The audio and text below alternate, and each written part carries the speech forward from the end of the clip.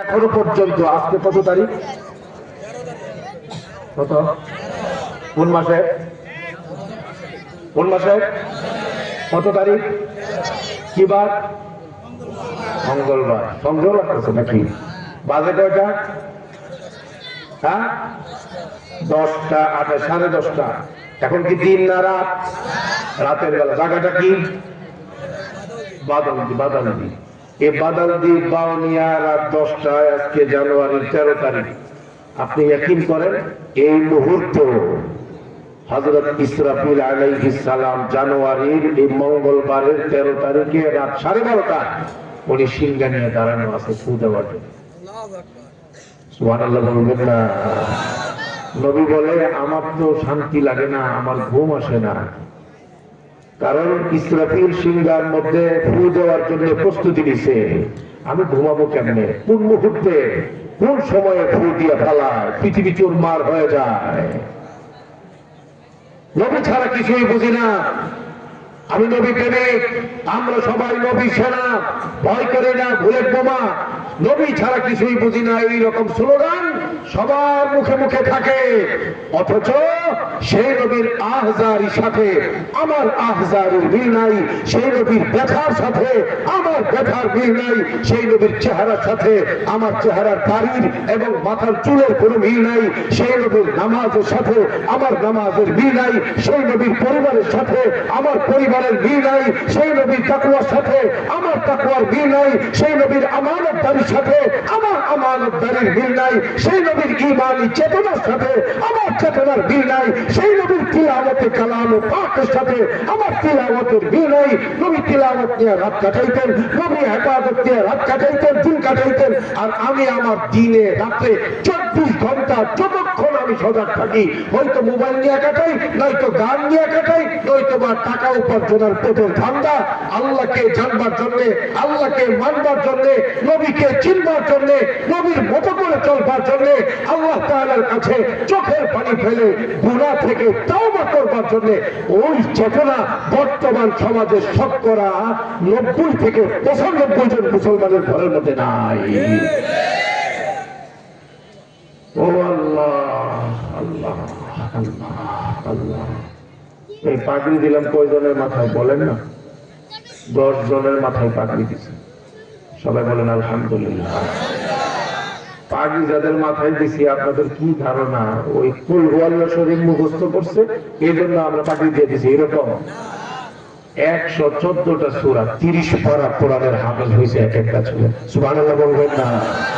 শুধু হাফেজ না, শুধু হাফেজ না, এরা তিলাওয়াত যখন করে আপনাদেরকে শুনাইলে আপনারা বুঝবেন আমরা সার্টিফিকেট দিচ্ছি।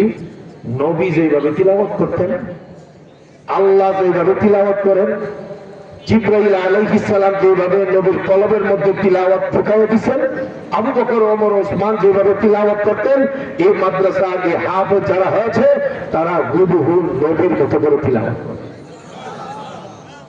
কথা বুঝতেছেন নাকি ভাই? বলেন না এই কোরআন শরীফ এই ছেলেদের সিনার মধ্যে 30 পারা কোরআন, দিনেও পড়ে রাত্রেও পড়ে। এই কোরআন শরীফ এলাকার মসজিদে আছে না নাই? এলাকার ঘরে ঘরে কোরআন শরীফ আছে না নাই? কিন্তু বেশ কম আছে। মাদ্রাসার মধ্যে হইলো আলহামদুলিল্লাহ সুবহানাল্লাহ, ঘরের মধ্যে হইলো নাউজুবিল্লাহ ইন্না লিল্লাহ। কেন? 24 ঘন্টা এখানে কোরআনের আমল হয়, তিলাওয়াত হয়, পড়ার মানুষের অভাব নাই। মসজিদের মধ্যে অনেকে নামাজ পড়তে আসে কিন্তু তিলাওয়াত করবার মতো লোক নাই। ঘরের মধ্যে তিলাওয়াত করবার জন্য কোরআন শরীফ আছে, শোকেসের মধ্যে সাজায় রাখা হয়েছে। 12 মাসে আমি চ্যালেঞ্জ দিয়ে বলতে পারি, দায়িত্ব দিয়ে কথাটা আমি বলতে পারি, শতকরা 100টা নামাজি ঘর যদি যাচাই করা হয় 90 থেকে 95 ঘরের ভেতরে এটাই রিপোর্ট আসবে যে নামাজ পড়ে সবাই, কিন্তু 12 মাসে 10টা মিনিটের জন্য কেউ কোরআন শরীফ খুইলা তিলাওয়াত করে না একটা সূরা। আমার কথা কি অবাস্তব না বাস্তব? বলে না ভাই?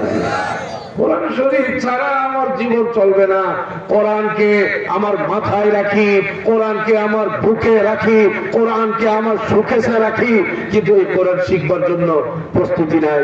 কোরআন তিলাওয়াত করতে পারে না, কোরআন শিখতে পারে না, কোরআন তিলাওয়াতের মানসিকতা নাই। কোরআন তিলাওয়াত করবে মানে কি? সূরা ফাতিহা পর্যন্ত সই করে পড়তে পারে না, বিসমিল্লাহ পর্যন্ত সই করে পড়তে পারে না। বিসমিল্লাহির রহমানির রহিম, রহমান। বড় বড় নেতা দেখেন না, বক্তব্য দিতে আসলে কি কয়? ইসলাম কায়েম করুন, রহমানির রহিম, ইসলাম কায়েম করুন। পারে না কিচ্ছু ইসলাম সম্পর্কে। বাংলা পারে, অঙ্ক পারে, ইংরেজি পারে, ভূগোল পারে, ইতিহাস পারে, বিজ্ঞান পারে, নাচ পারে, গান পারে, খেলতে পারে, ফুটবল খেলতে পারে, সব পারে। মুসলমান জান্নাতি হবে, কিন্তু সে না কোরআন পারে, না হাদিস পারে, না কালিমা লা ইলাহা ইল্লাল্লাহ মুহাম্মাদুর রাসূলুল্লাহ কালিমাটা পর্যন্ত সই করে পড়তে পারে না। এই দেশের অধিকাংশ যুবক, অধিকাংশ যুবতী, অধিকাংশ জেনারেল শিক্ষিত আমাদের ভাই বোনেরা কথা বলেন ঠিক কিনা? এটা আমার ব্যথা। এই ব্যথা নিয়ে আমি ঘুরতেছি বাংলাদেশে। আমার ব্যথা এটা। টাকা দিয়ে জান্নাতি পাওয়া যাবে? আল্লাহ, আমি গানের শিশের লোক, আমার পার করে দেন। বলবেন আমি সাপলা কলি, আমার পার করে। আমি ডক্টর ইউনূসের টিএস, আমার পার হবে? কথা বলেন, হবে? ওহো আল্লাহ, আমি বুঝতে পারি নাই। আমার বাবা আমারে শিখায় নাই, আমার মা আমারে শিখায় নাই। আমি কিন্তু একজন বড় সচিব ছিলাম, আমি ডাক্তার ছিলাম, আমি ইঞ্জিনিয়ার ছিলাম, আমি কোটি কোটি টাকা খরচ করছি, রাস্তা বানাইছি, বৃদ্ধাশ্রম বানাইছি, এতিমখানায় টাকা পয়সা দিছি, নামাজ রোজা কিছু করে নাই। আল্লাহ এই উসিলায় আমারে পার করে দেন, হবে? কথা বুঝুন কিছু? আয় আয় يوم تبدل الأرض غير الأرض والسماوات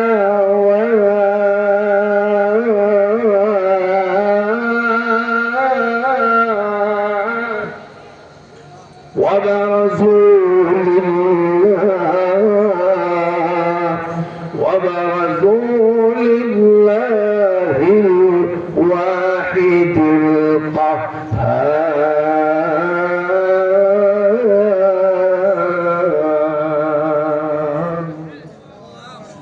ইসরাফিল আলাইহিস সালাম সিংহায় যখন প্রথম ফু দিবেন, মুঠ ফু দিবেন তিনবার। প্রথমবার ফু দেওয়া মাত্র তাফাজিআ মান ফিস সামাওয়াতি ওয়া মান ফিল আরদি, আসমান জমিনে যত মানুষ, যত ফেরেশতা, যত সৃষ্টিজীব বসবাসকারী সব প্রথম সিংহায় ফু দেওয়া মাত্র বেহুশ হয়ে যাবে, সব আতঙ্কগ্রস্ত দিশেহারা হয়ে যাবে। এই পৃথিবীতে যত পাহাড় পর্বত আছে সবগুলো জমিন থেকে আলাদা হয়ে আকাশের মেঘ যেভাবে দৌড়াইতে থাকে, পাহাড়ের বালুগুলো ঠিক এইভাবে দৌড়াইতে থাকে। সুবহানাল্লাহ বলবেন না? কার শক্তি? এরকম কার শক্তি? এর 40 দিন বা 40 বছর পরে দ্বিতীয়বার ফু আসবে, ফুৎকার। দ্বিতীয়বার ফুৎকার দেওয়া মাত্র ফাসাইকা মান ফিস সামাওয়াতি ওয়া মান ফিল আরদ ইল্লা মান শাআ আল্লাহ সুম্মা নুফিখা ফীহি উখরা ফাইদা হুম কিয়ামুন ইয়ানজুরুন। দ্বিতীয়বার ফু দিবে, গোটা পৃথিবীতে যত মানুষ বসবাসকারী হবে এক ফুৎকারের মাথায় একই মুহূর্তে একসঙ্গে সকল নারী পুরুষ মৃত্যুর কুলে ঢলে পড়বে, সব একসঙ্গে মারা যাবে। আসমানে যত ফেরেশতা সব একসঙ্গে মারা যাবে। কি মনে করেন আল্লাহ কি কাউরে মারবার জন্য পিস্তল দিয়ে গুলি করার প্রয়োজন হবে নাকি? একসঙ্গে মরে যাবে পৃথিবীর সব মানুষ, একসঙ্গে মরে যাবে আসমানের সকল ফেরেশতা। শুধুমাত্র দ্বিতীয় ফুৎকারের পরে বেঁচে থাকবেন আজরাইল ফেরেশতা, জিবরাইল ফেরেশতা, মিকাইল ফেরেশতা, ইসরাফিল ফেরেশতা, এবং আল্লাহর আরশকে বহনকারী ফেরেশতা তারাই কেবল বেঁচে থাকবেন, বাকি সব আসমান জমিনের সৃষ্টিজীব সব একসঙ্গে মরে যাবে। আল্লাহ তাআলা জিজ্ঞেস করবেন আজরাইল আলাইহিস সালামকে, এ মালাকুল মউত, কি অবস্থা, বাইসা আছে কয়জন, মরছে কয়জন? আল্লাহ তো সবই জানে, না জানে না? আজরাইল ফেরেশতা বলবেন আল্লাহ সব মারা গেছে, জমিনেও কেউ নাই, আসমানেও নাই, সব হয়ে পড়ছে, শুধুমাত্র আল্লাহ আপনি আছেন, আমি আছি, জিবরাইল আছে, ইসরাফিল আছে, মিকাইল আছে, আর আরশ বহনকারী ফেরেশতা আছে। আল্লাহ বলবেন সাথে সাথে, তুমি আর থেকে লাভ নেই, তোমার তো কাম নাই, তোমার কাম তুমি শেষ করো, যা আছে শুধুমাত্র ইসরাফিলকে রাখা বাকি সব শেষ করে ফেলাও। আল্লাহর হুকুমে সব মৃত্যুবরণ করবে। ইসরাফিল আলাইহিস সালামকে আল্লাহ তাআলা বলবেন সর্বশেষ বারের মতো ফু দিয়ে দাও। সুম্মা নুফিখা ফীহি উখরা, তৃতীয়বারের ফুৎকার যখন দিবে তখন তো গোটা পৃথিবী কবরস্থান, সবাই মৃত্যুবরণকারী হয়ে যাবে, কার কোনো চিহ্ন, মানুষ দানব কোনো কিছুর কোনো চিহ্ন থাকবে না। আল্লাহ, একবার একটা তাকবীর লাগাইবেন না, বলেন না আল্লাহু আকবার। সবাই আল্লাহর বড়ত্বের প্রমাণ দেওয়ার জন্য একসঙ্গে ঈমানি আওয়াজ দিয়ে বলেন না আল্লাহু আকবার। আল্লাহর ক্ষমতা, আল্লাহর ক্ষমতা, আল্লাহর ক্ষমতা। এই কথাগুলো কেন বলতেছি জানেন? এই কথাগুলো কেন বলতেছি জানেন? এই পড়াশোনা, পরকালের এই বিষয়ের পড়াশোনাগুলো স্কুলেও নাই, কলেজেও নাই, ইউনিভার্সিটির মধ্যেও নাই। শিক্ষিত ভাই বোন যারা, তারা এই পরকালের পড়াশোনা, জবাবদিহিতার পড়াশোনা তারা পায় না। এই কারণে দেখা যায় কলেজ ইউনিভার্সিটিতে পড়া বড় বড় শিক্ষিত হয়, আবার অনেক বড় বড় শিক্ষিতরা বড় বড় চুর হয়, বড় বড় ডাকাত হয়, বড় বড় দুর্নীতিবাজ হয়। কথা বলেন না কেন ভাই? মিশা কথা, বাস্তব না অবাস্তব? কথা বলেন না কেন ভাই?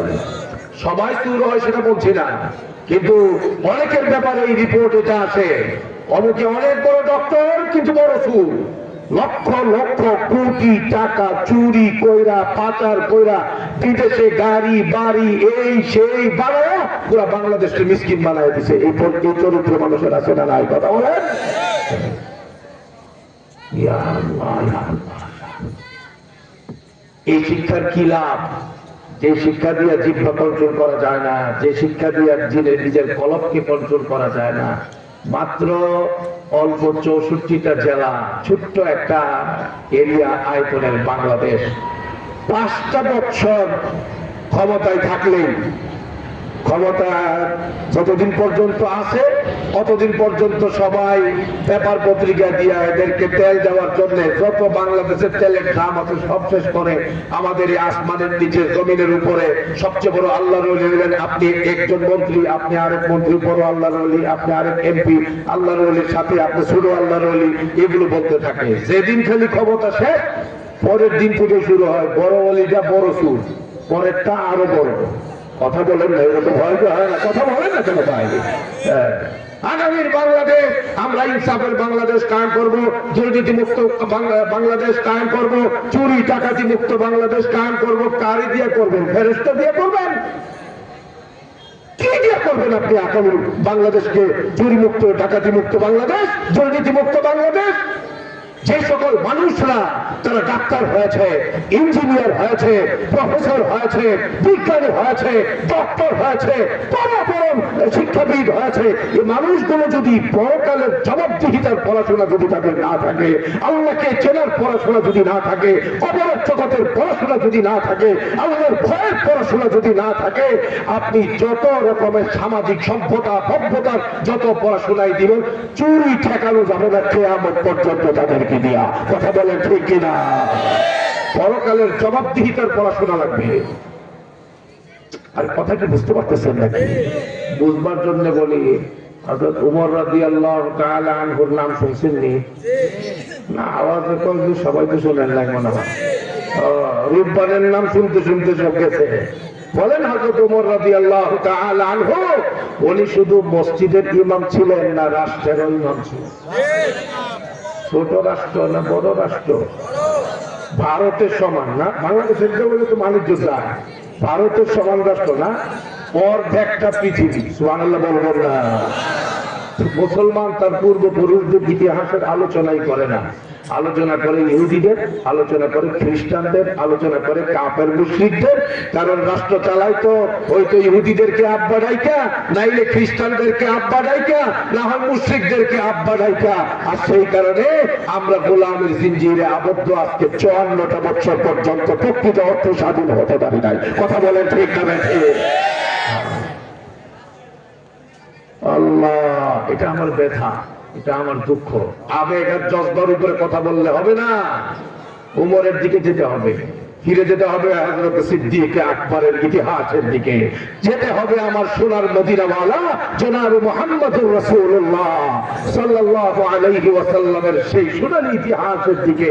না আমাদের এই পিছনের দিনগুলোতে 54 বছরে আল্লাহর নবীর আলোচনা স্বাধীনভাবে করতে দেওয়া হয় নাই, ইসলামী রাজনীতির আলোচনা স্বাধীনভাবে করতে দেওয়া হয় নাই, রাসূল পাকের সিরাতের আলোচনা স্বাধীনভাবে করতে দেওয়া হয় নাই। কোন আলোচনা যদি দুর্নীতির বিরুদ্ধে যাইতো, চুরি ডাকাতির বিরুদ্ধে যাইতো, এই বিগত 54 বছরে আমরা দেখেছি মাইকের উপরে আক্রমণ, হুজুরের উপরে আক্রমণ, ইমামের উপরে আক্রমণ।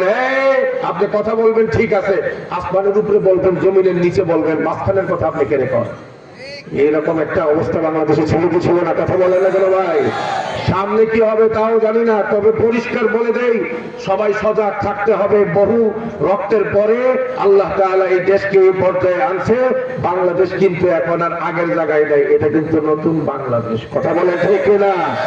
পিছনে পিছনে ইসলামের বিরুদ্ধে গিয়েও যারা দীর্ঘ সময় পর্যন্ত ক্ষমতার চেয়ারে বসেছিল বন্দুকের নলের জোরে, আগামী দিনে নির্বাচিত কোন সরকারকে ইসলাম বিরোধী কায়দায় রাষ্ট্র চালাইতে 15 ঘন্টাও চেয়ারে বসে থাকতে দেওয়া হবে না। কারণ এটা আমাদের অধিকার। 91 থেকে 92 ভাগ মুসলমানদের এই দেশে আমরা খাওয়ার স্বাধীনতা যেমন চাই, অধিকারের স্বাধীনতা যেমন চাই, আল্লাহ এবং আল্লাহর রাসূলের কথা স্বাধীনভাবে বলবো, ইসলাম কায়েম করব, এই স্বাধীনতা সবার আগে চাই। কথা বলা ঠিক না? বাঁচবো তো আল্লাহর জন্য, মরবো আল্লাহর জন্য, রক্ত দিব আল্লাহর জন্য। ভাই রাজি আছেন কিনা বলেন না ভাই? বিড়াল টিড়ালের মতো বাইছে দেখা লাভ কি? আবু বকর, উমর, আমরা ওনাদের মতো হতে চাই, এইরকম ফাঁকা বলি দিয়া লাভ নাই। বাস্তব অর্থে নিজেকে কোরবান করতে হবে আল্লাহর জন্য, তাইলেই কেবলমাত্র পরকালে নাজাত পাওয়া যাবে, নাইলে কিন্তু ধরা খাইতে হইব। এক সময় হইবেন দরবেশ, পরে বিপদে পড়লে কিন্তু হয়ে যাইবেন গণেশ। বাংলাদেশে কিন্তু এগুলো আছে, কথা বলেন আছে না? চলবেন দরবেশে, মানুষকে ধোকা দিবেন, বিপদে পড়ার সময় একবারে দাড়ি টাড়ি কামায়া একবারে। বলেন না এগুলো বাংলাদেশে এই চরিত্র আছে না? কথা বলেন না কেন? দোরঙ্গি छोड़ दो एक रंगी हो जा, या सरासर मोम हो या संग बन जा। दोरंगी छोड़ दो एक रंगी हो जा, या सरासर मोम हो या संग बन जा। আল্লাহ নবী বলেন, এই দুই রঙের রঙিন হওয়া ছেড়ে দাও। মসজিদে একরকম, হিন্দুদের কাছে গেলে আবার আরেক রকম। বুট লাগবো তো বুট, ইসলাম পাতিয়া ফেলাবো, অসুবিধা নাই। একটা বুটের জন্য প্রয়োজনে আমি হিন্দু হয়ে যাবো, আমি কাফের হয়ে যাবো, অসুবিধা নাই। পরে ইসলাম কায়েম করুন না। এই জাতীয় চিন্তা ভাবনার মানুষ সমাজের মধ্যে বেশি না হোক, মানুষ পাওয়া যায় কি যায় না? কথা বলে না কেন ভাই? পিঠের চামড়া থাকবো না, দুনিয়ার কারো কাছে ক্ষমতা নাই, ক্ষমতা আছে একমাত্র কার কাছে? যেন বলেন, দুরঙ্গি छोड़ दो एक रंगी हो जा, या सरासर मोम हो या संग बन जा। এটা বুঝবার জন্য বলি, আমি যখন পড়াশোনা করি হাটহাজারী মাদ্রাসায় ফতোয়া বিভাগে, অনেক বছর আগে, 1999 সালের কথা হবে বা এর আগে হবে। বয়স হয়েছে না এখন তো দাড়ি টাড়ি পাকছে, বয়স তো 50 পার হইতেছে। আল্লাহ যতদিন আল্লাহ হায়াতে বাঁচায় রাখে,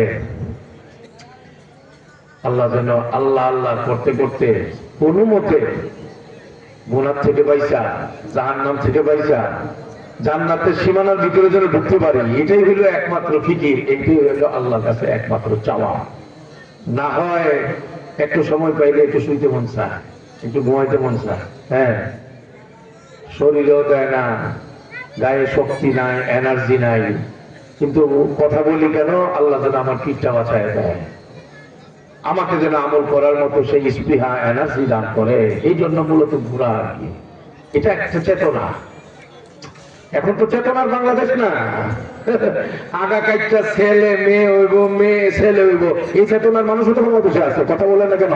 আগা কাটা পার্টি আছে না, আগা কাটা পার্টি, ট্রান্সজেন্ডার, ট্রান্স, বুঝেন না মনে হয় আপনারা? এটা আপনারা খালি মনে করছেন এই গত 16 বছরের ভিতরে এইরকম শয়তান ছিল, বর্তমানে মনে হয় এই শয়তান মারা গেছে। আরে না, আগের চেয়ে আরো বড় শয়তান এখানে বর্তমান সরকারের গুরুত্বপূর্ণ জায়গার মধ্যে এই আগাকাটা পার্টির দালালি করে, এরকম বহুত আছে আমাদের সাথে। এই বাংলাদেশের পশ্চিমাদের মতো করে ফ্রি সেক্সের দেশ বানাইবার জন্য, যেটা ছেলে এ বলবে এই আমার মনে হয় আমি মেয়ে, সরকার বলবে হ তুমি মেয়ে। হ্যাঁ, এটা হলো জাতিসংঘের এখন বর্তমান এজেন্ডা, এটা জাতিসংঘের, এবং এই এজেন্ডার দালাল বাংলাদেশে এখন প্রচুর। আমার মনে হইতেছে একটা মেয়ে মনে করবে আর কি, একটা মেয়ে মনে করবে যে আমি মেয়ে হইয়া ঠকলাম, আমি আজকের থেকে ছেলে। সব জায়গায় সে একবারে প্যান্ট পরবে, শার্ট পরবে, এই করবে সেই করবে, এরপরে বলবে আমি ছেলে। সরকার বলতে হবে এটা যে না, হ্যাঁ যেহেতু ছেলে কইতেছে ছেলেই কইতে। এখন এটার জন্যই ট্রান্সজেন্ডার। আপনি দেখবেন পাসপোর্টের মধ্যে এখন কিন্তু নতুন নতুন শব্দ আছে, ওখানে আগের জায়গায় নাই, তৃতীয় লিঙ্গ ওইটা কিন্তু নাই, এখন ওখানে আছে জেন্ডার। ওখানে ওই খুব শুভঙ্করের ফাঁকি দিয়ে দিয়ে, মানে আপনার লিঙ্গের মধ্যে পরিবর্তন যদি আপনি করেন, সেটা হইল লিঙ্গ, এটাকে কি বলে, ট্রান্সজেন্ডার যেটাকে বলে, লিঙ্গ পরিবর্তন করা, এটাকেও সরকার স্বীকৃতি দিতে হবে, আন্তর্জাতিক পর্যায়েও এটাকে স্বীকৃতি দিতে হবে।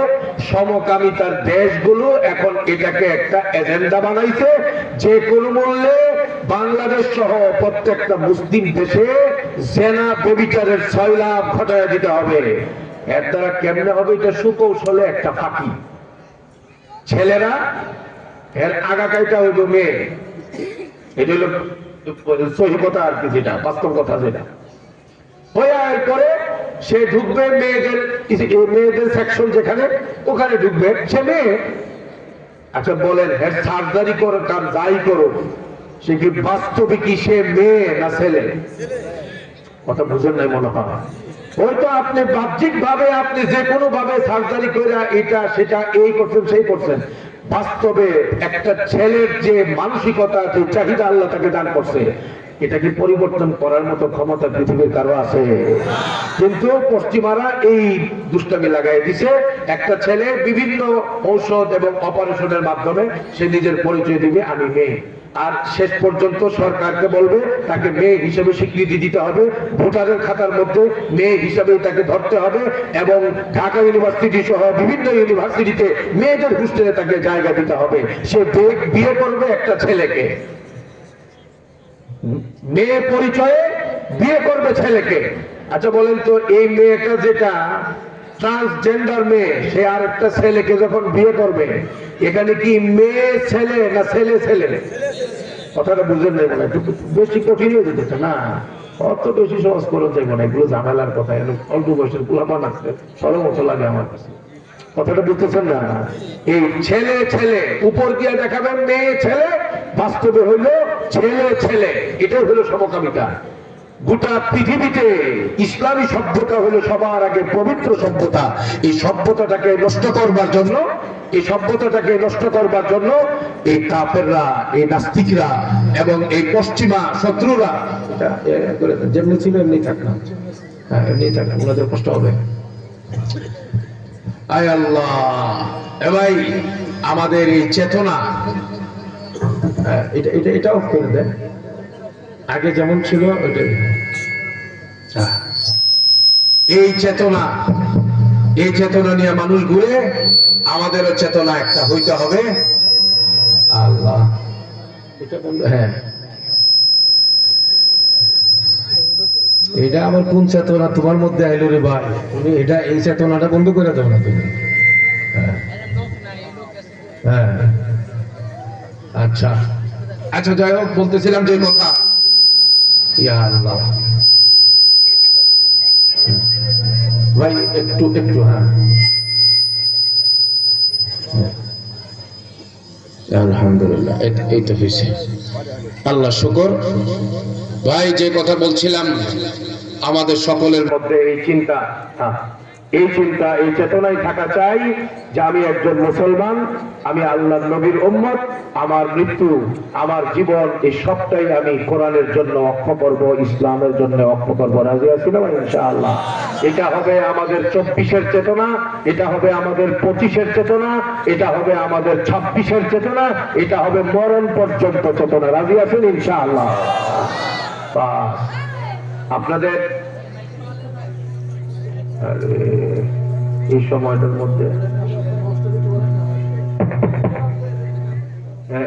আচ্ছা, যে কথা বলছিলাম, হ্যাঁ এইটুকুই রাখুন, এইটুকু রাখুন, আর আর ধরে রাখুন। ভাই, আজকের এই জায়গায় আপনাদেরকে শোনাতে চাই, অর্ধেকটা পৃথিবী শাসন করছেন হযরত উমর রাদিয়াল্লাহু তাআলা। মনে আসেনি কথা? আল্লাহু আকবার। এই যে অর্ধেকটা পৃথিবী শাসন করছে, একদিন দুই দিন তো না, 10 বছর। সুবহানাল্লাহ বলবেন না? আয়তনটা ছিল অর্ধেকটা পৃথিবী, অথচ 5টা বছর কেউ ক্ষমতায় থাকলে এমপি মন্ত্রী হওয়া লাগবে না, এলাকার যদি মেম্বার বা চৌকিদারও হয়, এর চরিত্রের 12টা বাজায় দেয়। এলাকার মানুষ হাঁটে আর ঘুরে যে 5 বছর আগে যা ছিল, এখন তো আঙ্গুল ফুলে কলা গাছ হয়েছে, একেবারে তার ব্যাপারে উজর আপত্তির কোনো অভাব থাকে না। কালো তালিকা মুক্ত করা হয়, নাম দুর্নীতিবাজদের নামের মধ্যে তার নাম চলে যায়। 10টা বছর চালাইছেন অর্ধেকটা পৃথিবী ওমর ফারুক রাদিয়াল্লাহু তাআলা আনহু। সেই সময়ের 1400 বছর পার হয়ে গেছে, আজও পর্যন্ত কোন মুসলমান, কোন কাফের বাচ্চা পর্যন্ত হযরত ওমর রাদিয়াল্লাহু তাআলা আনহুর শাসনের ব্যাপারে চুল পরিমাণ আপত্তি বের করতে পারে নাই। সুবহানাল্লাহ বলবেন না? এটার নাম হইল ইসলামী শাসন, এটার নাম হইল ইসলামী রাষ্ট্র ব্যবস্থা, এটার নাম হইল সাহাবাদের শাসন ব্যবস্থা, এটার নাম হইল নবী রাসূলুল্লাহ সাল্লাল্লাহু আলাইহি ওয়াসাল্লামের হাতের গলা আবু বকর ওমরকে শাসন ব্যবস্থার উজ্জ্বল দৃষ্টান্ত। কথা বুঝতেছেন কিছু? বুঝবার জন্য বলি, দেখেন না হযরত ওমর রাদিয়াল্লাহু তাআলা কি বলতেন, এই ইসমাউ ওয়া আতিউ, আমার কথা শোনো, আমার কথা মানো। হযরত ওমর রাদিয়াল্লাহু তাআলা আনহু উপস্থিত সাহাবাদের সামনে মসজিদে নববীতে খলিফাতুল মুসলিমিন, উনি আওয়াজ দিলেন, ইসমাউ, আমার কথা শুনো, আমার কথা মানো। সাহাবী একজন দাঁড়ায় বলতেছে, কাল্লা ওয়াল্লাহি, আল্লাহর কসম করে বলি, আপনার কথা শুনবো না, আপনার কথা মানবো। সুবহানাল্লাহ বলবেন না? পৃথিবীতে এইরকম কোন নজির এখন কি দেখানো যাবে যে একজন সাধারণ নাগরিক ডক্টর ইউনূস সাহেবের কাছে যমুনায় গিয়া হাজার হাজার ক্যামেরার সামনে দেশের সকল প্রভাবশালী ব্যক্তিদের সামনে দাঁড়ায় বলবে, রাখেন আপনার কথা, বন্ধ করেন, আপনার কোনো কথা শুনবো না, সব বন্ধ রাখেন, আপনার কোনো কথা বাংলাদেশে চলবে না, আমরা কেউ কোনো কথা মানবো না, আপনি দুর্নীতিবাদ, আপনার মধ্যে বৈষম্য আছে, এই আছে সে আছে। এইরকম কথা সাধারণ কোন জনগণ গিয়া প্রকাশ্যে বলতে পারবে ডক্টর ইউনূস সাহেবের কাছে, অথবা ট্রাম্পের কাছে, অথবা মোদির কাছে, অথবা যে কোনো রাষ্ট্রের প্রধান ব্যক্তির কাছে? এটাকে বর্তমান জামানায় কল্পনা করা যায়? হযরত ওমর রাদিয়াল্লাহু তাআলা আনহু অর্ধেকটা পৃথিবীর উনি খলিফা। সুবহানাল্লাহ বলবেন না? ওনার সামনে দাঁড়ায়া সাহাবী বলেন, কাল্লা ওয়াল্লাহ, আপনার কথা শুনবো না, আপনার কথা মানবো না। বর্তমান জামানার যে কোনো প্রভাবশালী ব্যক্তি হইলে পরিণতি কি হইতো তার? হেরে দর এমন জায়গায় নিবি, আগামী 300 বছর পর্যন্ত যেন হ্যাঁ এবং হের 14 গোষ্ঠী চান্দের আলু দেখতে না পারে। কথা বুঝেন না? আয়নাগর, আয়নাগর, ওই যে এটা একটা নাম, আয়নাগর।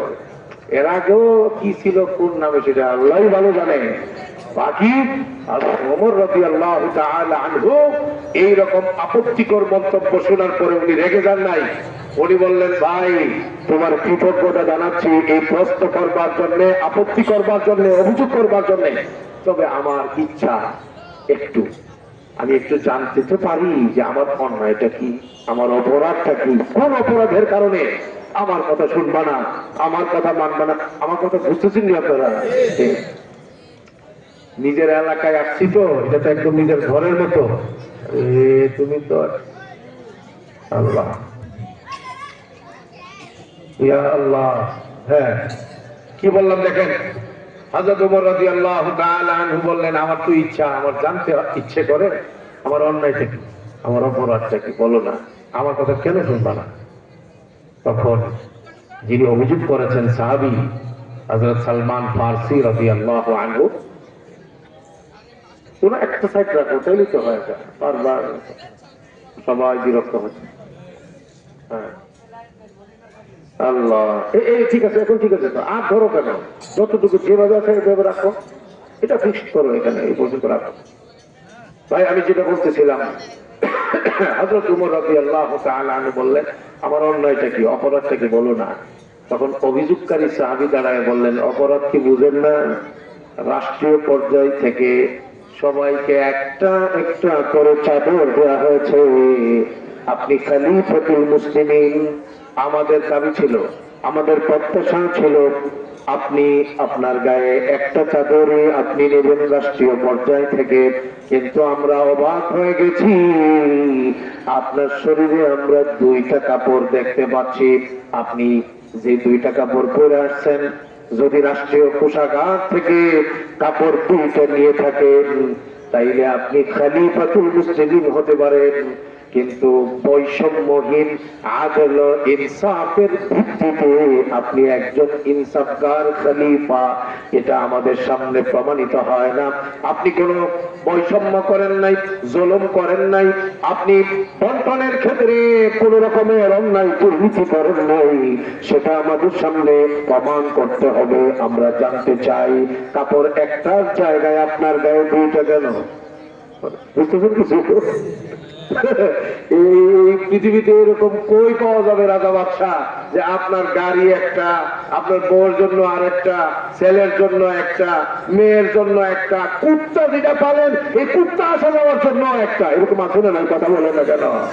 এত টাকা আপনি কোত্থেকে পাইছেন, ইনকাম এবং উপার্জনের সোর্স কি, এইরকম জিজ্ঞেস কইরা কেউ নিজের জীবন নিয়ে দুনিয়াতে একদিনের পরে দ্বিতীয় দিন থাকতে পারবে মনে হয়? আর এবার মুখে বলবে দূরের কথা, ফেসবুকের মধ্যে খালি যদি কেউ স্ট্যাটাস দিল আধা লাইক, পরের দিনে দেখা যায় যে বাবা ওই বাদালদির সড়কের তেরছায় বইয়া কান্দে। আর কান্দেন কে? ওলা একটা আল্লাহর মাল দিছিল, ফেসবুকে বলে কি লেখছিল, রাত্রে আয়সা কোন পোশাকওয়ালার আয়সা ধরে নিয়ে গেছে, কই নিয়ে গেছে আর কইতাম পারি না, থানায় গেলে কই জানি না, গোয়েন্দা বিভাগের অফিসে গেলে কই জানি না, নেতাদের কাছে গেলে কই আমরা জানি না। বলেন এই ধরনের কাহিনী আমাদের সমাজে কম বেশি ছিল কি ছিল না? তার কথা বলেন না কেন, আছে না নাই? কিন্তু ইসলাম কি বলে দেখেন, ইসলামী রাষ্ট্র ব্যবস্থার আখলাক দেখেন। হযরত ওমর রাদিয়াল্লাহু তাআলা আনহুকে ধরাশায়ী করে ফেলেছেন। সাহাবী বলতেছেন, সবাই একটা একটা করে কাপড়, মাত্র একটা কাপড়, আর আপনার গায়ে কাপড় দুইটা। দুইটা হবে কেন? আপনি খলিফা হতে পারেন, কিন্তু সমান পাইবেন, বেশি কেন? সুবহানাল্লাহ বলবেন না? হযরত ওমর রাদিয়াল্লাহু তাআলা আনহু বলেন, ও আমার অপরাধ এটাই নেই? বলে হ্যাঁ। তো এই অপরাধের জবাব আমি দিব না, এর জবাব দিবে আমার ছেলে আব্দুল্লাহ। আমার ছেলে আব্দুল্লাহ এখানে বসা আছে, ও আব্দুল্লাহ উঠতে চায় না, কারণ গোপন রহস্য এটা ফাঁস করে যেতে পারে। আব্দুল্লাহ উঠতে চায় না, বিখ্যাত সাহাবী, বাবাও বিখ্যাত। হযরত ওমর ফারুককে, যার ব্যাপারে আল্লাহর নবী বলেছেন, লাউ কানা বাদি নাবিয়্যান লাকানা উমর, আমার পরে যদি কেউ নবী হওয়ার সুযোগ থাকতো উমর নবী হইতো। সুবহানাল্লাহ বলবেন না? ওমরকে, যে ওমরের ব্যাপারে নবী বলেন ওমর ফিল জান্নাহ, ওমর জান্নাতি। সুবহানাল্লাহ বলবেন না? ওমরকে, যে ওমরের ব্যাপারে নবী বলেন, হাদিস বুখারী শরীফে আছে, ওমর এক রাস্তা দিয়ে হাঁটলে শয়তান তাকে দেখে ভয়ে অন্য রাস্তা দিয়ে পালাইতে বাধ্য হয়। সুবহানাল্লাহ বলবেন না? ওমরকে, যে ওমরের ব্যাপারে আল্লাহ তাআলা ফয়সালা করেছেন, ওমরের মতামত অনুযায়ী কোরআন শরীফে বহু জায়গায় স্বয়ং আল্লাহ আয়াত নাযিল করে দিয়েছে। সুবহানাল্লাহ বলবেন না? সেই ওমর সেই ওমর খলিফা গায়ের মধ্যে কাপড় দুইটা, অভিযোগ নিয়ে দাঁড়ায় গেছেন সাহাবী, ছাড় দিবেন না এক চুল। হযরত ওমর বললেন এই প্রশ্নের জবাব আমি দিব না, আমার ছেলে আব্দুল্লাহ দিবে। হযরত আব্দুল্লাহ বিন ওমর বিখ্যাত সাহাবী, উনি দাঁড়ায় বললেন সাহাবায়ে কেরাম, হে আমাদের তাবেঈনগণ, বাস্তবে আপনারা সবাই যেমন একটা একটা কাপড় পেয়েছেন, আমার বাবা খলিফাতুল মুসলিমিন তিনিও কাপড় একটাই পেয়েছেন, দুইটা নেন নাই। কিন্তু সমস্যা হইল স্বাভাবিক গঠনটা অন্য সবার দেহটা যতটা বড়, যতটা হৃষ্টপুষ্ট, আমার বাবা খলিফাতুল মুসলিমিন দেহের গঠনের দিক থেকে উনি একটা বিশাল দেহের মানুষ হওয়ার কারণে স্বাভাবিকভাবে একটা মানুষের শরীর ঢাকার জন্য যেই পরিমাণ কাপড় লাগে, আমার বাবার জন্য ডবল কাপড় লাগে। এক কাপড় দিয়ে আর শরীর আবৃত করা যায় না। উনি কিভাবে আসবেন আপনাদের সামনে? সেই জন্য আমার বাবা ওমর ফারুক রাদিয়াল্লাহু তাআলা আনহু উনি যে কাপড়টা পেয়েছেন এটাকে নিচে উনি আবৃত করেছেন, নিচে সেই কাপড়টা তিনি পরিধান করেছেন, উপরের অংশটা আবৃত করবার জন্য আরেকটা কাপড়ের প্রয়োজন। সেই জন্য আমি ছেলে আব্দুল্লাহ বিন ওমর রাষ্ট্রীয় কোষাগার থেকে আপনাদের মতো আমিও একটা কাপড় পাইছি। আমার বাবা তার প্রয়োজন পুরা করবার জন্য আমার কাছ থেকে আমার পাওয়া কাপড়টা ধার নিয়েছে। এটা যখন বলার পরে অভিযোগকারী সাহাবী বাচ্চা শিশুর মতো কাঁদতে শুরু করলেন। উপস্থিত সাহাবারা, উপস্থিত যারা ছিলেন সবাই হু হু করে কাঁদতে শুরু করলেন। মসজিদে নববীতে কান্না হুহু করে গেল। পুরা মসজিদে আবেগঘন পরিবেশ তৈরি হওয়ার পরে সাহাবারা সর্বস্বরে বলা শুরু করলেন, কুল নাসমা ওয়া নুতিআ। হ্যাঁ, খলিফাতুল মুসলিমিন, আমরা যা ধারণা ছিল, আমাদের যা ধারণা ছিল, আমাদের যা প্রত্যাশা ছিল, সেটাই আবার প্রমাণিত করলেন আপনি। আপনি বলুন কি করতে হবে, আপনি যা বলবেন সব শুনবো, আপনি যা বলবেন সব মানবো। কিছু এমন ওমর ফারুক এমন ভাবে 10টা বছর কাটায়া বুধবার দিনে রাতের বেলায়, বুধবারে রাতের বেলায় ফজরের নামাজে, উনি তো ছিলেন মসজিদের ইমাম, মসজিদ নববী। বুধবারে রাতের বেলায় ফজরের সময়ে উনি ফজরের নামাজের ইমামতি করছিলেন। সেই সময়ে আবু লুলুআ নামের অগ্নি পূজারী সে হযরত ওমর ফারুক রাদিয়াল্লাহু তাআলা আনহুর শরীর মুবারকে উপর্যুপরি আক্রমণ করা শুরু করে দিল। হযরত ওমর রাদিয়াল্লাহু তাআলা আনহু নামাজরত অবস্থায়, ইমামতি করা অবস্থায় ফজরের নামাজে উনি রক্তাক্ত হয়ে রক্ত মাখা দেহ নিয়ে উনি মসজিদের মধ্যে লুটাই পড়লেন। সাহাবায়ে কেরাম সবাই দিক-বিদিক ছোটাছুটি, সবার মধ্যে পেরেশানি আর আতঙ্ক যে ওই আবু লুলুআ কিভাবে আক্রমণ করলো একের পর এক। হযরত ওমর ফারুক রাদিয়াল্লাহু তাআলা আনহুর শরীর থেকে রক্ত পড়তেছে, ঝরতেছে। হযরত আব্দুল্লাহ বিন ওমর, হযরত ওমর রাদিয়াল্লাহু তাআলা আনহুর কলিজার টুকরা ছেলে, উনি বাবার এই রক্ত মাখা দেহ দেখা শরীর থেকে রক্ত পড়তেছে, চেহারা থেকে রক্ত পড়তেছে, টপ টপ করে চতুর্দিকে মসজিদে নববী লাল হয়ে যাচ্ছে। ওই অবস্থাটা দেখে হযরত আব্দুল্লাহ বিন ওমর তিনি সহ্য করতে পারেন নাই, দৌড়ায় গিয়ে একটা বালিশ আনছেন। ওই বালিশটা আইনা আব্বাজান হযরত আব্দুল্লাহ বিন ওমরের আব্বা খলিফাতুল মুসলিমিন, দ্বিতীয় খলিফা, সর্বশ্রেষ্ঠ সাহাবীদের মধ্যে দ্বিতীয় সাহাবী হযরত ওমর রাদিয়াল্লাহু তাআলা আনহু, উনার মাথার নিচে, উনার গালের নিচে উনি একটা বালিশ দিলেন। বাবার কষ্ট হইতেছে, মাথাটা জমিনের মধ্যে পড়ে আছে, রক্ত পড়তেছে, গরুর গলাটা কাটলে যেইভাবে রক্ত পড়ে ওইভাবে রক্ত পড়তেছে। ছেলের সহ্য হইতেছে না, জমিনের মধ্যে যেন মাথাটা না থাকে, একটু আরাম যেন হয়, মনে হয় আর বাঁচবেন না, এই জন্য মাথার নিচে বালিশ দিছে ছেলে বাবার নিচে। হযরত ওমর শেষ মুহূর্তে বললেন, আব্দুল্লাহ বালিশটা সরাও, আমাকে বালিশ দিও না, বালিশটা সরাও, কারণ আমার মনে হচ্ছে কিছুক্ষণের মধ্যে আমার বিদায়ের ঘন্টা বাজবে, আমার কবরে রাখা হবে। জানি না কবর আমার সঙ্গে কি মুআমালা করবে। আমার হাড্ডিগুলো ভাঙ্গে যদি চুরমার করে দেয়, আমি বাঁচবো কেমনে? আমার শরীরটাকে সরাসরি জমিনে ফেলাও, আমার চেহারাকে ফেলাও, সরাসরি আমার শরীর থেকে যেন রক্তটা জমিনের মধ্যে পড়ে, তাইলে আমার প্রতি হয়তো এই জমিন একটু দয়া করব। তাইলে আমি যদি কষ্টের মধ্যে পড়ে যায়, আমাকে যদি জমিন আমাকে শাস্তি দেয়, আমি বাঁচবো কেমনে? শোনো, কাফাফ চাই আমি, লা লিয়া ওয়ালা আলাইয়া, আমি ওমর, কিন্তু আমার সব সময় আমার মধ্যে একটা চিন্তা কাজ করে যে আমার জীবনে যত নেকি আছে, যত গুনাহ আছে, এর মধ্যে আমার নেকি অনেক বেশি, আমি পার হয়ে যাবো এইরকম সাহস আমার কাজ করে না। আমি শুধু আল্লাহর কাছে চাই, আল্লাহ আপনি শুধু আমাকে আমার নেকি আর গুনাহকে সমান সমান কইরা হইলেও আমাকে খালি পাকটা করায় দিয়েন আল্লাহ, আমি যেন আটকায় না যাই। এই ছিল পরকালের ভাবনা, নাজাতের ভাবনা। সেই কারণে এই মানুষগুলো, তাদেরও পেট ছিল, তাদেরও সংসার ছিল, তাদেরও ক্ষমতা ছিল, তাদেরও রাষ্ট্রের রাজত্ব ছিল, রাষ্ট্রের সেই ক্ষমতার চেয়ার ছিল, কিন্তু ক্ষমতার চেয়ার তাদেরকে কোনো অবস্থাতেই খেয়ানতকারী, মানুষের সাথে বিশ্বাসঘাতকতাকারী, রাষ্ট্রের সাথে বিশ্বাসঘাতকতাকারী, আল্লাহর আদেশ অমান্যকারী, মানুষের সাথে প্রতারণাকারী, এই পর্যায়ে কোনো কিছুতেই তাদেরকে নেওয়া যায় নাই।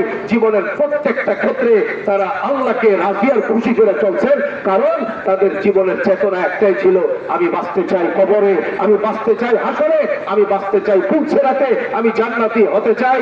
ওবায় হযরত উমরের যদি চেতনা এটা হয়, আমি কোনো মতে আমি বাঁচতে পারলে হয়, আমাদের কি অবস্থা হওয়ার কথা? ভাই, আজকের এই জায়গায় সবাই এইরকম আল্লাহর কাছে ওয়াদা করবো, আজকের এখন থেকে 5 ওয়াক্তের নামাজ মসজিদে গিয়ে জামাতের সাথে আদায় করবো। পারবো ইনশাআল্লাহ ভাই? কারা কারা পারবেন ভাই? আল্লাহ এই হাতগুলোকে মসজিদের জন্য কবুল করেন, আল্লাহ নামাজের জন্য কবুল করেন, আল্লাহ কোরআন শিখার জন্য কবুল করেন, কোরআন তিলাওয়াত পড়বার জন্য কবুল করেন। আল্লাহ, আমরা আজকের এখন থেকে গান দেখবো না, গান শুনবো না, আমরা গানের কোন অনুষ্ঠানে যাব না, পড়বো কোরআন, শিখবো কোরআন, কোরআনের সঙ্গে থাকবো। রাজি আছেন ইনশাআল্লাহ ভাই? আল্লাহ এই হাতগুলোকে এই ওয়াদা মোতাবেক চলবার তৌফিক দান করেন, আমিন। বাস, কিয়ামতের ময়দানে আল্লাহ যখন ইনসাফের পাল্লা দাঁড় করাবেন, সেখানে আল্লাহ তাআলা দুইটা জিনিসই দেখবেন, আর কিছু দেখবেন না। জিনিস দেখবেন কয়টা? শেষ কথা আমার, বলেন জিনিস কয়টা? দুইটা। বলেন শেষ কথা আমার, জিনিস কয়টা? দুইটা জিনিসই দেখবেন। সে দুইটা জিনিস কি? আল্লাহ তাআলা বলেন, এই দুইটা জিনিস নিয়ে বাড়িতে যাইবেন।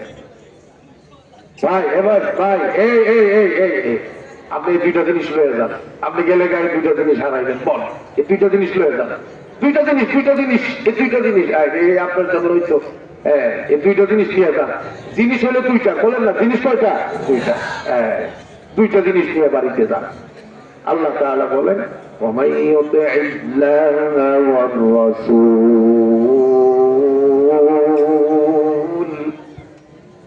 ফাউলাইকা মা'আল্লাযীনা আন'আমা আল্লাহু আলাইহিম মিনান নাবিয়্যিন ওয়াস-সিদ্দীকীন والشهداء والصالحين وحسن أولئك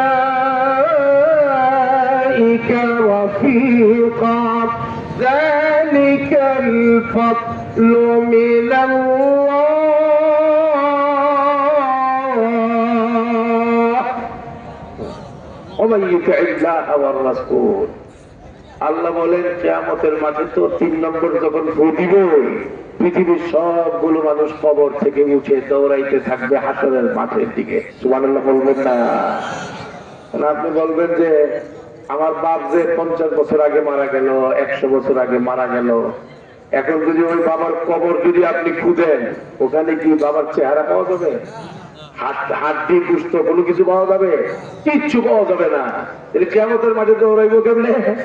আল্লাহ তাআলা ফায়সালা করে রাখছেন, পৃথিবীর প্রত্যেকটা মানুষ শুধুমাত্র নবীরা ছাড়া বাকি প্রত্যেকটা মানুষকে মাটি খেয়ে ফেলতে পারে, হাড্ডি খেয়ে ফেলতে পারে এবং গোশত খেয়ে ফেলতে পারে, নাম নিশানটা পর্যন্ত থাকবে না। আপনি দেখবেন একটা বছর পরে গেলে আপনার এলাকার পরিচিত কোনো মানুষ যদি মারা যায় তার নাম নিশান পর্যন্ত নাই, মাটি খেয়ে ফেলে। কিন্তু একটা ছোট্ট সুপারি আছে, এই সুপারিটা খাওয়ার ক্ষমতা পৃথিবীর কোনো মাটির নাই। এটা হলো প্রত্যেকটা মানুষের পিঠে মেরুদণ্ডের হাড্ডির মাথাটার মধ্যে ছোট্ট একটা বিচি আছে। আল্লাহ মেহরবানি থাকলে আপনাদের মাথা আপনাদের পিছনেও থাকতে পারে, দেখেন না আসেনি, না রয়ে গেছে কেউ আসেনি, শেষ মাথাটার মধ্যে একটা বিচি আছে, আসেনি গুটি গুটি গুটি। এই গুটিটা হলো আপনার সূত্র। এই 3 নাম্বার ফুটা যখন দিবে সিংহায় তখন এই গুটিটাই, এটা হলো কালাম সাহেবের গুটি, এটা সালাম সাহেবের গুটি, একটার সাথে আরেকটার মিল নাই। এটাই হলো একজনকে আরেকজন থেকে চিহ্নিত করা, পৃথক করার মূল সূত্র।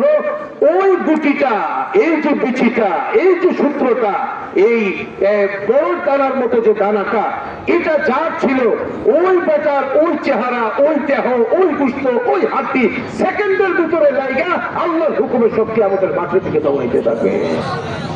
এই ক্ষমতা কার জন্য বলেন না ভাই? এক পর্যায়ে সেই কিয়ামতের মাঠে যারা যাবে, বাস এই দুইটা জিনিস যার সঙ্গে থাকবে। এক নাম্বার হলো এক নাম্বার হলো যে ব্যক্তি আল্লাহকে মাইনা জীবন বানাইব, 2 নাম্বার হলো নবীকে মানার জীবন বানাইব। কোরআন অনুযায়ী জীবন বানাবে, নবীর সুন্নত অনুযায়ী জীবন বানাবে। পুরা জিন্দিগি ঘরে বাইরে, শিক্ষা, ব্যবসা, চাকরি, রাজনীতি, সব জায়গায় নবী এবং আল্লাহকে অনুসরণ করবে, কোরআন এবং হাদিসকে অনুসরণ করবে। আল্লাহ তাআলা বলেন এই 2 জিনিস নিয়ে যেই ব্যক্তি কবরে যাবে, আল্লাহকে মাইনা নবীকে মাইনা কবরে যাবে, ওই ব্যক্তিটার ব্যাপারে আল্লাহ বলেন এই সব মানুষগুলো কিয়ামতের ময়দানে আদম আলাইহিস সালাম থেকে আমাদের নবী পর্যন্ত যত নবী দুনিয়াতে আসছেন, রাসূল আসছেন, সবার সঙ্গে আল্লাহ এই মানুষগুলোকে দাঁড় করায় দিবেন। তারা হবেন নবীদের সঙ্গী জান্নাতের মধ্যে এবং তারা হবে সাহাবাদের সঙ্গী জান্নাতের মধ্যে। নবীদের সঙ্গে, সাহাবাদের সঙ্গে, শহীদদের সঙ্গে আল্লাহ তাআলা দেখা করায় দিবেন, দাঁড় করায় দিবেন। সুবহানাল্লাহ বলবেন না? এই কোরআন এবং হাদিসকে মানবেন ইনশাআল্লাহ, মানবেন তো ইনশাআল্লাহ? কোরআন হাদিসের বাইরে কোনো যাওয়ার সুযোগ নাই।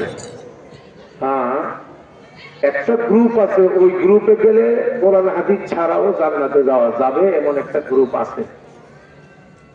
ওই গ্রুপে কেউ যাওয়ার চিন্তা ভাবনা করতেছেন কিনা এই জন্য কথাটা বললাম আর কি। এই গ্রুপটার নাম হলো বাউল গ্রুপ,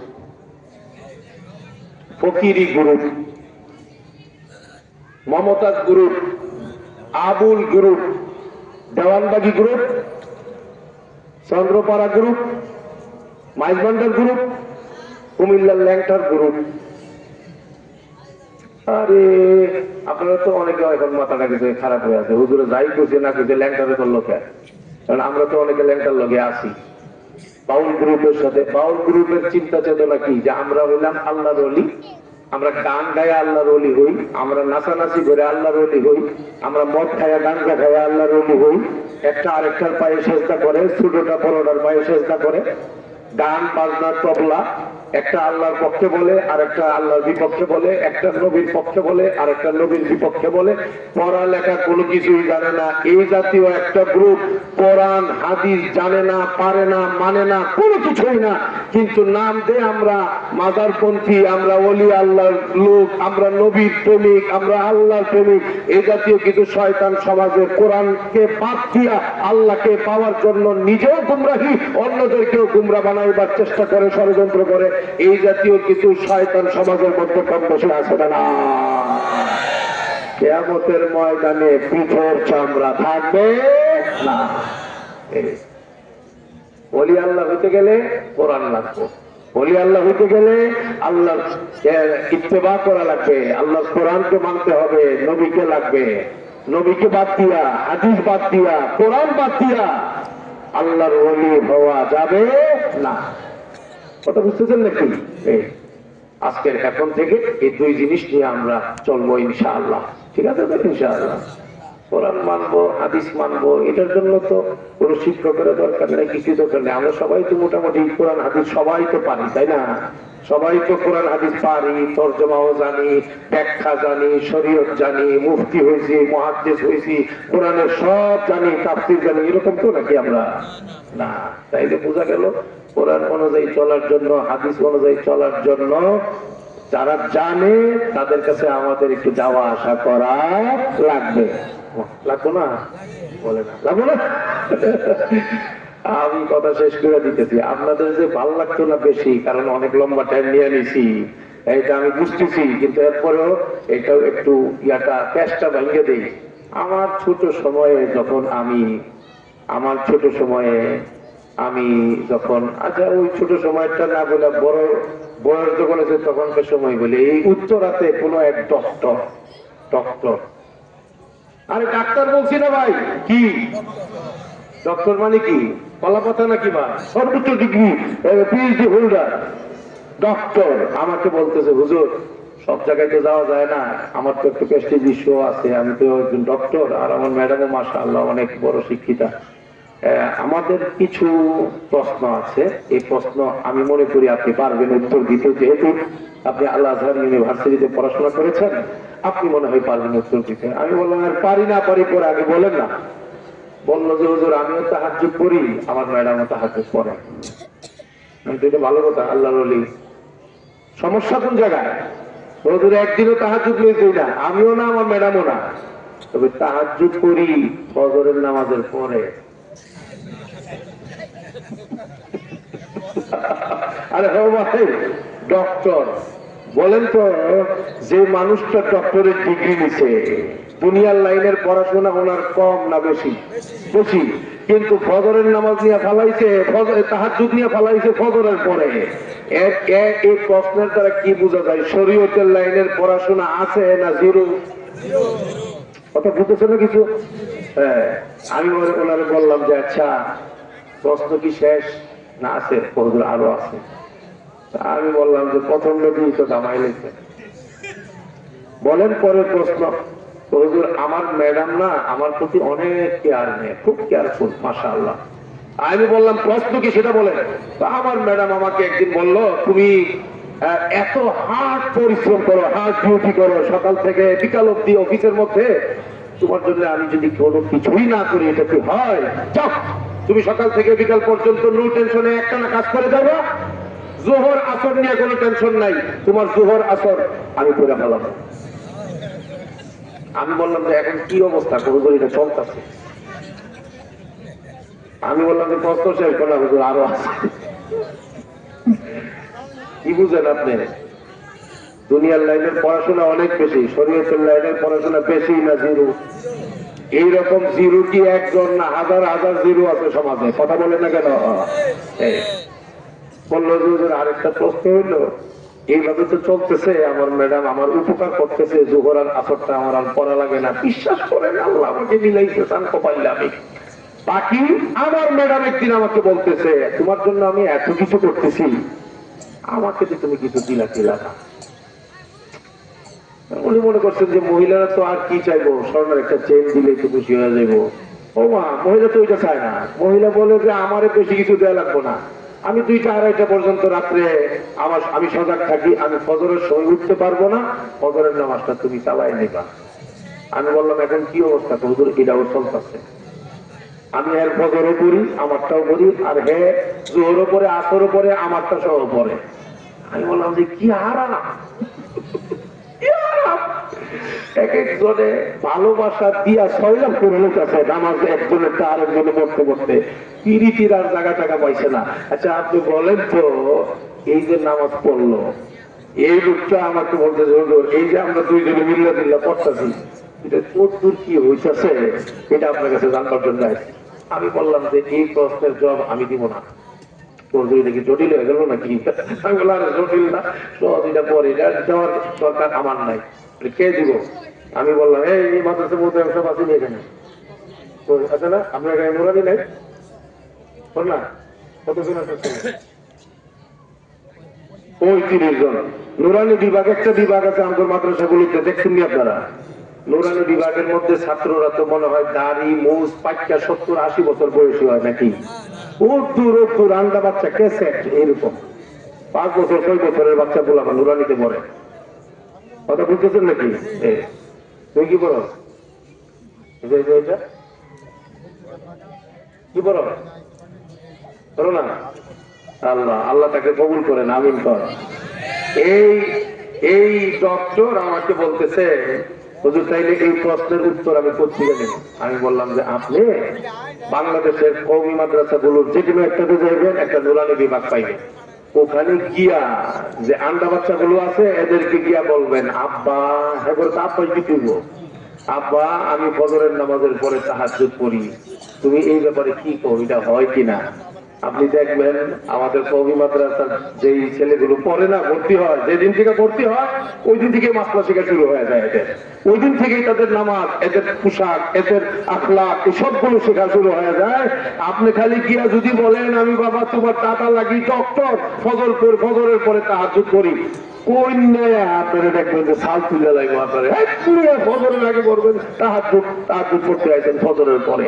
আমাদের এই কওমি মাদ্রাসা গুলো হইল দিন শিখাইবার কারখানা, দিন জিন্দা করবার কারখানা।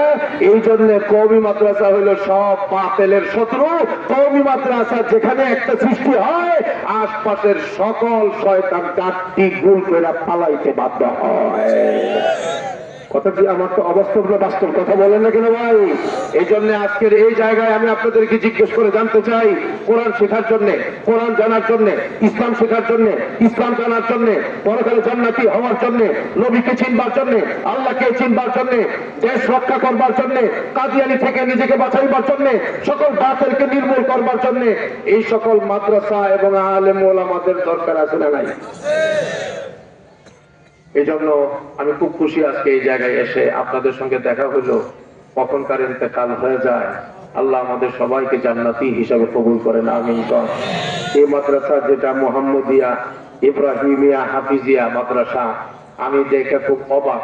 আপনারা কখনোই কথা মনে করেন না রাস্তা দিয়ে হাঁটতে যেমন লাগে, মাদ্রাসার ভিতরে গেলে মনে হয় এমন লাগে। মাদ্রাসার ভিতরে এটা আরেক জগৎ, গিয়ে দিকে দিকে কি সুন্দর মাদ্রাসা, মাশাআল্লাহ।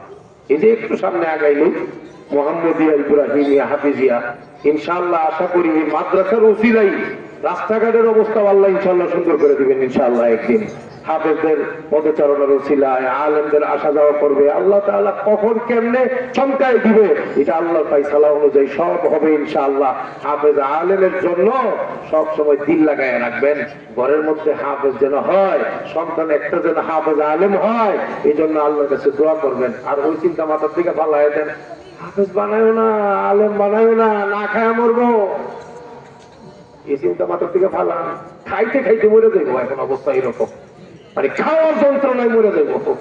ঠিক দিয়ে আল্লাহ তুমি কোন আপনার, হ্যাঁ হাফেজ আলেম হইলে বলেন না নিজাম সাহেব, আরে আল্লাহ আল্লাহ আল্লাহ আল্লাহ, এত এত যে আন্দোলন। একটা মাহফিলের মধ্যে গেলে ভাই আমি বলি যে ভাই আমার খানার টাইম নাই, আমার সমস্যা, আমার সময় নাই। হুজুর ওয়াজ আপনি কম করেন, ওয়াজ দরকারও নাই, শুধু খাইতে দিব। আরে ভাই আচ্ছা ঠিক আছে, এক জায়গায় খাইলাম, বয়ান তো এক এক রাত্রে 3 জায়গা 4 জায়গা 5 জায়গাতেও করতে হয়, কি করবো এখন, পেরেশানি। এখন দ্বিতীয়টায় গেলে ভাই মাত্র খাইছি, কোনো কথা চলতো না, হাত দিয়ে ছিল কোনোভাবে একদম রাগারাগি পর্যন্ত না খাইছি। খানাও কি আপনি জানেননি, কবুতর খাওয়াইবো, জি ভাই পানি আইতেছে না, কবুতর কবুতর কবুতর সস্তা, কিন্তু রান্না করতে কত কঠিন জিগায় নেই, এটা বাঁচতে বাঁচতে বহুত ব্যাপার আছে। এটার মধ্যে তেল যেমন কাম হইমন, এটার মধ্যে কবুতর খাওয়াইবো, পোড়া মাছ খাওয়াইবো, বাল্লা মাছ খাওয়াইবো, দেশি মুরগি খাওয়াইবো। রাত্রে 1টা 2টার সময় যদি আমি বসি, একদম বাষ্প গরম উঠতেছে, আমি কিন্তু কোনো ভাবে মুটেও আমি বসতেও রাজি না, হাত লাগাইতেও রাজি না। কারণ আমার একটু ঘুমাইতে হইব, আমার একটু নামাজ কালাম আছে, আমার পড়াইতে হইব, আমার বহুত কাম। এদের কথা হইলো কোনো কথা চলবো না। আমরা 1 বছরে আমরা নিয়োগ করে রাখছি, হুজুর আসবে, আমরা এইভাবে খাওয়াবো, এইভাবে খাওয়াবো। কত বুঝতেছেন নাকি? এটা শুধু আমার ব্যাপারে না, আমি তো একটা দুর্বল মানুষ। যারা বড় বড় আলেম, এদের সঙ্গে গেলে তো আপনার অবস্থা আরো খারাপ হয়ে যাবে। একটা আলেমকে একটা এলাকায় নেওয়ার পরে গোটা এলাকাটা উৎসবে পরিণত হয়। গোটা এলাকা, প্রত্যেকটা ঘরে মেহমান আসে, প্রত্যেকটা ঘরে রান্না হয়। এই রান্নাটা পুরো বছরে হয় না একবার, হ্যাঁ পুরো বছরে 1-2 পদ দেওয়া হয়। কিন্তু একটা মাহফিলে একজন বড় আলেমকে যখন নেওয়া হয়, ওই আলেমকে ওসিলা করে প্রত্যেকটা ঘরে দূর দূরান্ত থেকে মেহমান আসে, আত্মীয় স্বজন আসে, 10 পদ 20 পদের বিশাল রান্না দস্তরখান হয়। একটা অন্যরকম আনন্দঘন পরিবেশ। এটা শুধু আপনার এলাকায় না, বাংলাদেশের যেখানে যাবেন সেখানেই দেখবেন একজন আলেমকে নিয়ে মানুষের কত ভালোবাসা। আপনি কি দেখবেন, কি খাইবেন, কি ধরবেন, আপনি এটা বিশ্বাসও করতে পারবেন না। এ কোরআনের পথে, ইসলামের পথে, দ্বীনের পথে যারা ভালো আলেম, যারা আল্লাহর ওলি, আল্লাহর খাস বান্দা, এদেরকে আল্লাহ যে মর্যাদা দিয়েছে, বর্তমান জামানার কোন রাজা বাদশা এই মর্যাদা কল্পনাও করতে পারে না। এবং এই মর্যাদা এটা ক্ষণস্থায়ী না, এটা চিরস্থায়ী। দুনিয়াতে যেমন তাদেরকে আল্লাহ মর্যাদা দিচ্ছে, কবরেও তাদের মর্যাদা এটা থাকবে, হাসরেও তাদের মর্যাদা এটা থাকবে। কতটুকু থাকবে? এই যে পাগড়ি নিল, কমপক্ষে 10 জন জাহান্নামীকে সুপারিশ করে, ভিভিআইপি পার্সনের মতো আছে না। আমার জন্য একটু তদবির করেন না, আমার নিয়ে একটু উনি দেয়, আমার একটু তদবির করেন না। কিয়ামতের ময়দানে তদবির করার জন্য আল্লাহর অনুমতি ছাড়া কেউ পারমিশন পাবে না। যারা হাফেজে কোরআন, আমলওয়ালা, আল্লাহ তাআলা ওই ব্যক্তিটাকে পারমিশন দিবেন। তার পরিবারের মধ্যে নিশ্চিত 10 জন জাহান্নামীকে সুপারিশ করে জান্নাতে নিয়ে যাবে। একজন আলেমকে জান্নাতে নেওয়ার জন্য কত সংখ্যায় অনুমতি দিবেন সেটা আল্লাহই ভালো জানে। এই জন্য ভাই, প্রত্যেকে একজন আলেমের আত্মীয় হবেন, আলেমের পিতা হবেন, আলেমের ভাই হবেন, এই চিন্তাটা লালন করেন। ইনশাআল্লাহ দুনিয়াতেও ইজ্জত পাবে, পরকালেও ইজ্জত পাবে। আল্লাহ আমাদের সবাইকে কবুল করেন। এই মাদ্রাসাটার সাথে আপনারা দিল লাগায় রাখবেন। আশপাশে যেখানে যেখানে এইরকম হাফেজ আলেম তৈরির কারখানা, সবার সাথে আলেমদের সাথে আপনার সম্পর্ক রাখবেন। আল্লাহ এই এলাকা এবং যারা বয়ান শুনতেছেন, যারা দূর থেকে শুনতেছেন, প্রত্যেকের ঘরে ঘরে আল্লাহ হাফেজ আলেম তৈরি করে দেন, আল্লাহর ওলি তৈরি করে দেন। সবাই বলে আমিন। ওয়া আখিরু দাওয়ানা আনিল হামদুলিল্লাহি রাব্বিল আলামিন। ওয়াসসালামু আলাইকুম ওয়া রাহমাতুল্লাহি ওয়া বারাকাতুহু। আলহামদুলিল্লাহি রাব্বিল আলামিন। রব্বানা যালামনা আনফুসানা ওয়া ইল্লাম তাগফির লানা ওয়া তারহামনা লানাকুনান্না মিনাল খাসিরিন। ربنا اغفر لنا ذنوبنا وكفر عنا سيئاتنا وتوفنا مع الأبرار. আয় আল্লাহ, আমাদের এই মজলিসকে আপনি কবুল করেন। আয় আল্লাহ, সকল মুরিদিয়ানে কেরামকে কবুল করেন। আয় আল্লাহ, বড় মুহাব্বতের মজমা।